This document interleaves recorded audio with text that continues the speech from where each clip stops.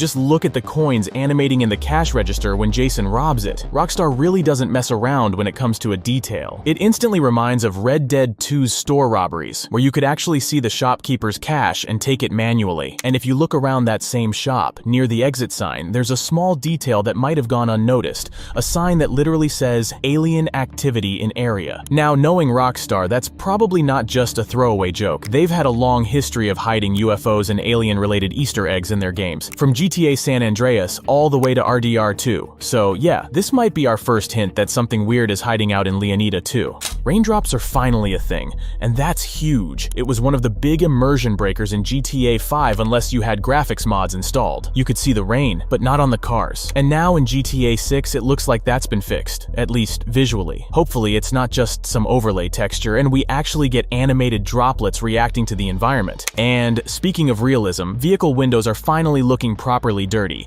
GTA 5 didn't really nail that, but one of the new screenshots shows a truck windshield covered in grime, with a clean swipe area where the wipers supposedly pass through. That hints at working wipers, though in the trailer, we don't actually see them moving yet, and they're not in motion in the screenshots either, so it's still unconfirmed. But hey, if we've got bikini girls cleaning our windshields like in one of those scenes, maybe wipers won't even be necessary. Clothing customization is getting seriously detailed because it looks like you can literally choose whether your necklace goes under or over your t-shirt. And while rewatching trailer 2, I couldn't help but notice how clean it all looked. No weird glitching, no necklace breaking through clothing, nothing breaking immersion. For anyone who's played older Rockstar games, you know that's not something to take for granted. Based on what we see in the trailer, it looks like rain might finally be location-based instead of just covering the whole map at once. In the first shot, you can spot heavy clouds gathering on the horizon, and it actually seems to be raining in that distant area, while the rest of the scene stays dry. If that's what Rockstar's doing, and rain only happens where the clouds are, that would be such a game changer. And honestly, it's very likely. Red Dead 2 had this exact mechanic. You could see dark skies and rainfall in the distance, head toward that spot, and eventually the weather would shift around you. That game came out 7 years ago, so imagine how far they've taken it now. We're probably in for some really dynamic, unpredictable weather in GTA 6.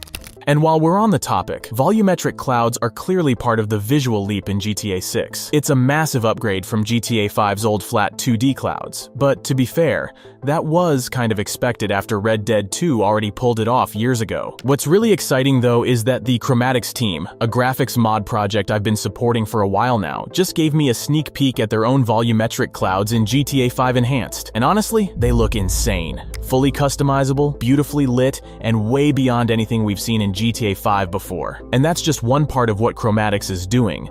The mod also includes improved ray-traced reflections on buildings and puddles across the map, high-quality road textures, better vegetation models, and a whole lot more. The progress they're making every month is seriously impressive, so definitely check out their work and show them some support. You'll find the link in the description and the pinned comment below.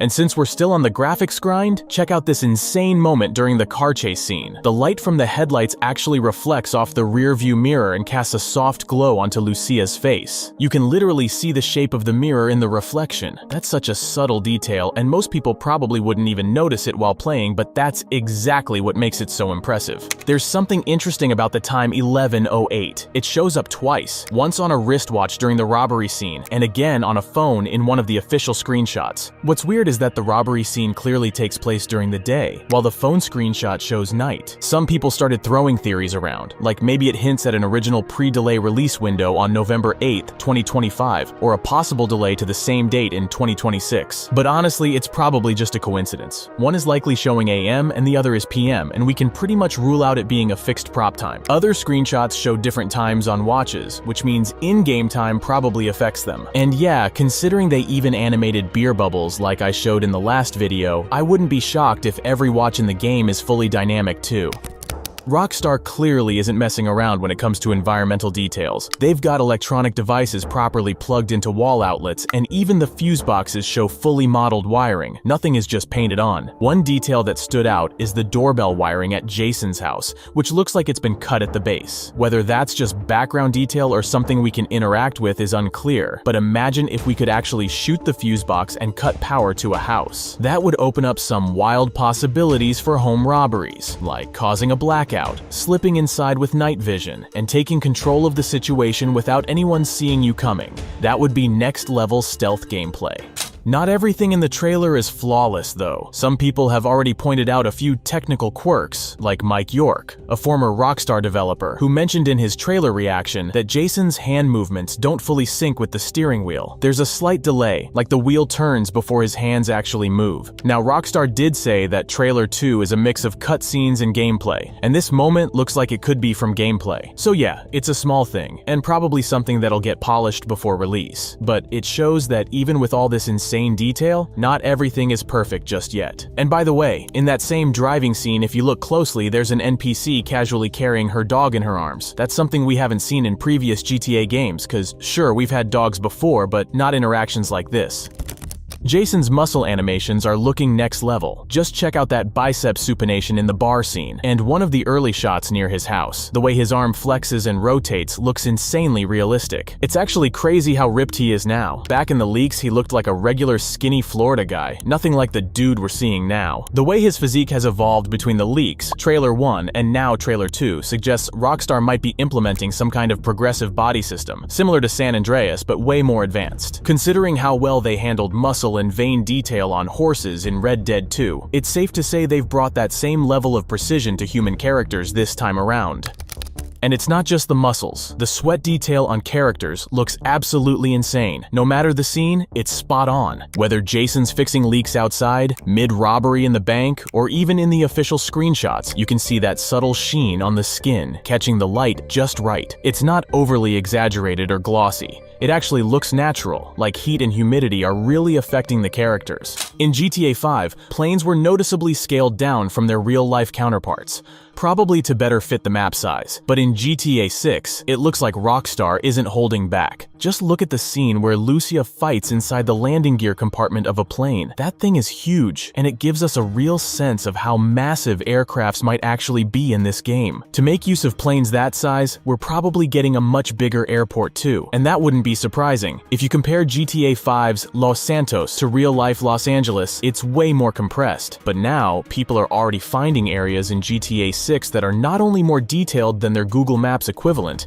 they're literally bigger. Also, in that same scene, the detail on the landing gear is absolutely insane. You can see every bolt, cable, and texture. It looks like something pulled straight out of a flight sim. And honestly, this might be how we'll be playing GTA 6 when it drops. Just walking around staring at the tiniest stuff like, how is this even real? It's wild how much time and effort clearly went into every single part of the world. Nothing feels rushed or slapped together. It all feels handcrafted. We already talked about hair physics in the previous video, mainly focusing on head hair, but the hair detail on the rest of the body is just as impressive. In most games, body hair has always been just a flat texture painted directly onto the skin, barely noticeable unless you're really looking for it. But in GTA 6, it's actually modeled properly. I have no idea how they pulled this off, but the hair on Jason's forearm looks ridiculously real. You can see it clearly both in the trailer and the official screenshots. If I told you to list all the things GTA 6 has that GTA 5 doesn't, you'd probably come up with a long list. But here's one detail most people definitely wouldn't think of. In GTA 5, bikes don't have brake wires. Once you notice it, it's impossible to unsee. But in GTA 6, that's been fixed. In the scene where Jason's riding a bike, you can clearly see the brake wires, along with a bunch of other tiny mechanical details. It's such a small thing, but it adds a lot to the realism, and I'm honestly glad they finally included it. There's a lot of speculation right now that Jason might actually be a cop, mainly because in one of the new screenshots, he's wearing the exact same outfit as in the raid scene from the first trailer: white t-shirt, black bulletproof vest, and a backwards cap. But personally, I don't think he's an undercover cop or anything like that. What seems more likely to me is that Jason's connected to the police in a less traditional way. There's that police captain shown in the trailer, and I think there's a chance Jason might be working with him off the books, not as a snitch or informant, but more like a dirty arrangement. The cop sets up drug raids, greenlights certain robberies, and in return takes a cut of whatever Jason's crew pulls in. Wouldn't be the first time Rockstar explored something like that, and honestly, I wouldn't be surprised if that same cop and his unit end up becoming becoming the main antagonists after one of those classic GTA betrayals. We already know Cal Hampton's the classic tinfoil hat guy, always deep into conspiracy theories, but if you look closer at one of his screenshots, there's a tattoo on his arm showing an alien peeling off a human mask. That's another strong hint that we're getting some kind of alien-related Easter egg in GTA 6. And there's another tattoo that caught my eye, a plesiosaur, which is interesting considering Lake Leonida is a thing. I know it's a stretch, but who knows? Maybe Rockstar throws in something like a Nessie sighting or even a nod to the Altamaha, that folklore creature from Georgia. Would be a fun little Easter egg and totally in Rockstar's style. Also, in that same screenshot, Cal's wearing a necklace that you can actually buy in GTA Online right now. So yeah, Rockstar is reusing some assets from the previous game, which makes total sense, but it's still a cool little detail to catch. And in another one of Cal's screenshots, his t-shirt says, "Violence is cool, thanks video games." And that totally feels like a nod to all the past controversies surrounding the GTA series. Rockstar's always been in the middle of debates about video game violence, especially during the San Andreas and GTA 4 eras, so this kind of self-aware, sarcastic humor fits perfectly. And fun fact, the shirt's design is clearly inspired by the style of Stephen Rhodes, the artist known for those vintage retro schoolbook-style graphics with a dark twist.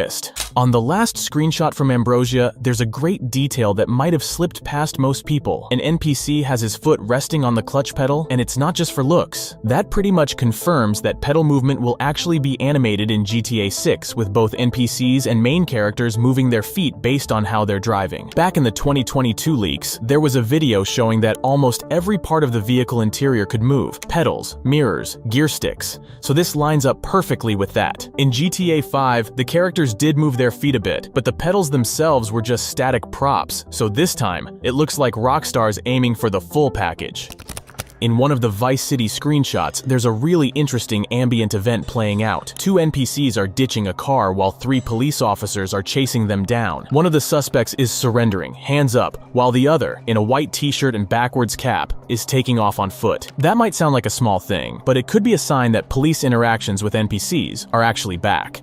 This was something we saw in GTA 4, but it was pretty much absent in 5, where cops only really reacted to the player. It reminds me of that moment in Trailer 2 where Jason drives past a sidewalk scene with uniformed officers and what look like plainclothes detectives confronting NPCs. If Rockstar's building out a more dynamic AI system where police can respond to crimes committed by NPCs too, that's a massive step forward for immersion. It honestly gives me Watch Dogs 2 vibes, where you could call the cops on random civilians and get all kinds of different reactions. Some would run, some would resist, some would just give up. And this lines up with that old Take-Two patent too, the one about NPCs having deeper personalities. Stuff like brave or coward, combative or submissive, even aggressive driver traits. It makes me wonder if events like this won't be fully scripted, but instead change depending on who the NPCs are. Like maybe next time both suspects surrender, or both flee, or one pulls a gun and tries to fight the cops.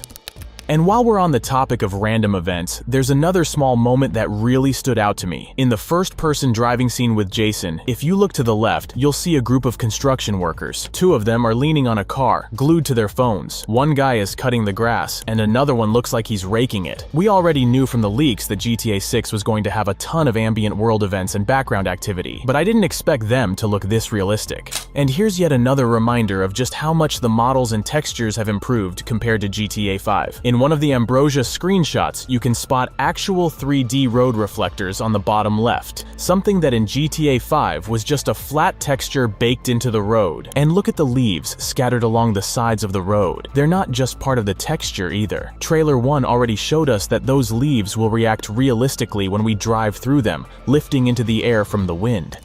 One of the Reddit users pointed out a really interesting detail in the car wash screenshot. We get a closer look at a vehicle's interior, and on the dashboard screen, there's a menu with a few options. One of them is labeled Assist Functions, with an icon of a steering wheel. That could be a hint at some kind of self-driving feature coming to 6, similar to what we had in 5 with taxis. And even more interesting, Red Dead 2 had a basic auto ride feature, where you could let your horse follow the path and just enjoy the scenery in those gorgeous cinematic shots. Now, for those thinking the monitor is just a non-functional background detail, here's the catch. The exact same screen shows up again in a completely different vehicle interior, in the screenshot where Raul is behind the wheel. Unless it's just placeholder UI, the fact that Rockstar kept it consistent across different manufacturers could mean it's part of a new standardized system. Maybe this replaces the classic minimap or phone GPS in newer cars, while older vehicles still rely on your phone to navigate.